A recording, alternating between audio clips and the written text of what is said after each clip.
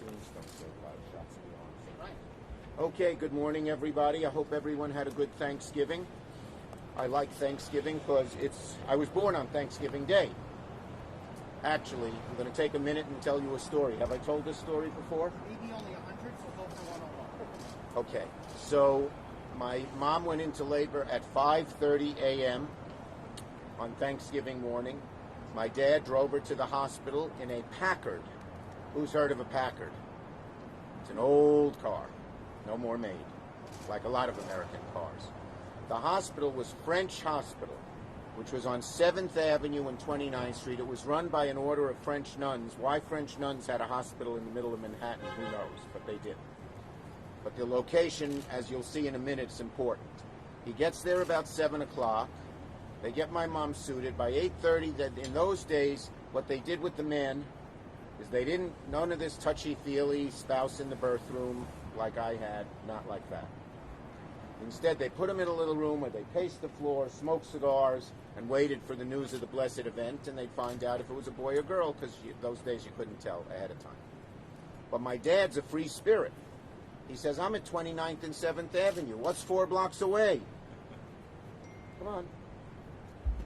Macy's. I'll go to the parade.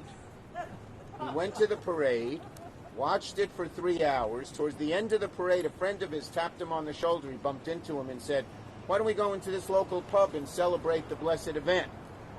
P.S. I was born at 11 a.m. My dad showed up at 4 p.m., precipitating the first fight my parents had over me. But there's 97 and 92. This was the first Thanksgiving we missed with them. Oh, that's another good story. I'll tell you that in a second. I have a lot of good stories. They're 97 and 92. This is the first Thanksgiving we missed with them. So the fight couldn't have been too bad. They had their 71st anniversary in April.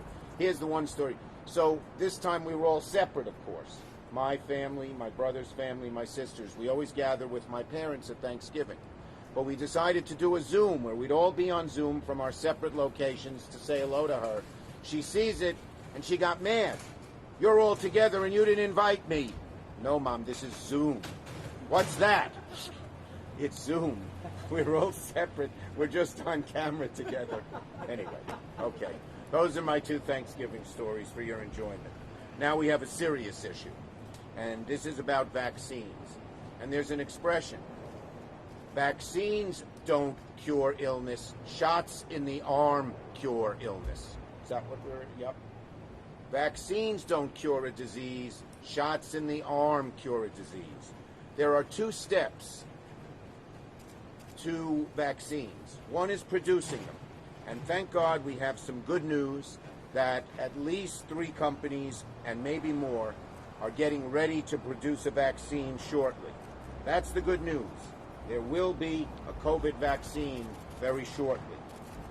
And we're here to make it clear. Getting to this point of a vaccine was hard enough, and we commend the work that was done to bring us here.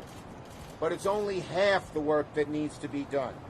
A successful COVID rollout will require about $30 billion in federal funds to make sure the vaccine gets into people's arms, that it's distributed appropriately. And there are lots of costs. New York will need hundreds of millions of dollars to do the following 4 things, which every state must do. But New York will need hundreds of millions of dollars to do these 4 things once the vaccine is produced. Distribute the vaccine for free, educate the public, hire healthcare workers, and establish clinics. That's what they have to do, among other things. With COVID-19 waiting in the wings, federal dollars are needed if we're going to do this right and avoid the pandemic. States like New York will need funding. We all know they're short of funding now, and we're fighting for funding for them. But they will need this kind of funding explicitly. We have to make sure that we establish clinics, probably mobile ones.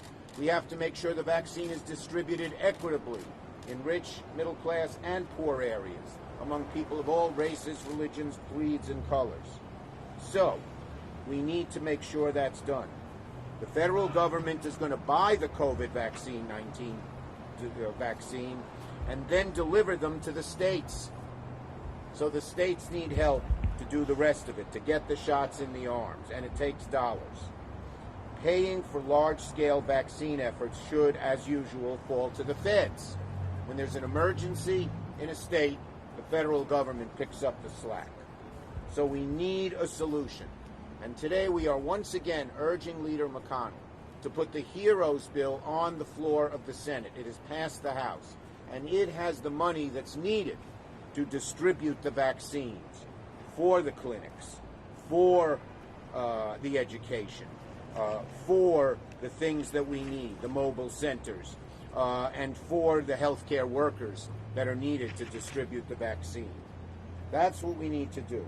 So we are hoping that the HEROES bill, which contains this and many other needs, I've talked to you about those other needs in previous press conferences, is put on the floor immediately. This should be a moment of clarity for everyone, Democrats and Republicans. This is a huge crisis. We need big relief, and among the relief we need, part of the HEROES bill is the money to the states once the vaccine is produced to distribute it. I know the President-elect agrees with this. He supports putting the HEROES bill on the floor. I've spoken to him about it. The need is urgent.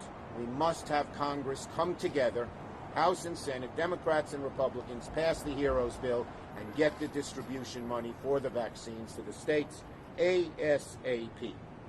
Okay? Is that it, Angelo? Yep. Questions on this subject? Yes. So to be clear, You got to talk a little louder. it has bipartisan support, right? And Well, the HEROES bill has passed the House, but has not had support among Republicans in the Senate. got it. Okay.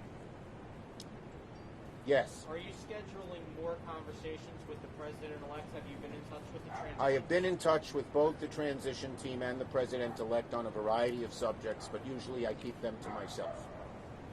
Yes. Given that we're in a lame duck, administration right now with Trump leaving, would you ever consider putting forward a smaller stimulus package? Look, there are so many needs. I've been here every week. We have needs for state and local government. We have needs for transit. We have needs for schools. The right thing to do and what I'm fighting for is the HEROES bill, which was scaled back $1.2 billion. Okay? Thank you, everybody. A happy Thanksgiving to one and all. Oh, wait. Could you hold up that photo? Yes. I'll put with my mask on since I'm not talking anymore. Actually, and also any update on when we might see a vaccine? I know we've been hearing. The companies say in the next few weeks, let's hope and pray. Is there one company you think will? No, I think there are a few. Here we Either way, go. whoever it is, this cost will exist. Do we have any idea of a more specific number that we're going to need? We're going to need hundreds of millions because first some of them are 2 doses, some you may need others, That's and alone, hundreds of millions. but a lot. Do you anticipate we're going to? No, hundreds of millions of dollars. Yes. U.S. Do you vaccine. anticipate you'll have to fight for a while to get that? I hope we can get it quick. We need it. I guess the only other thing was, have you spoken to Speaker Pelosi? I speak to Speaker Pelosi all the time. Okay, thank you, everybody. She agrees what HEROES bill should pass, as does President-elect Biden. And you're confident that you could try and get McConnell on board? Well, we hope to try. I hope he will get on board. So it's been introduced. It just hasn't. Oh, yeah, passed the House, but hasn't passed the Senate. And have you talked directly to McConnell? I have not. Okay, thank you, everybody. Okay. Thanks. Here.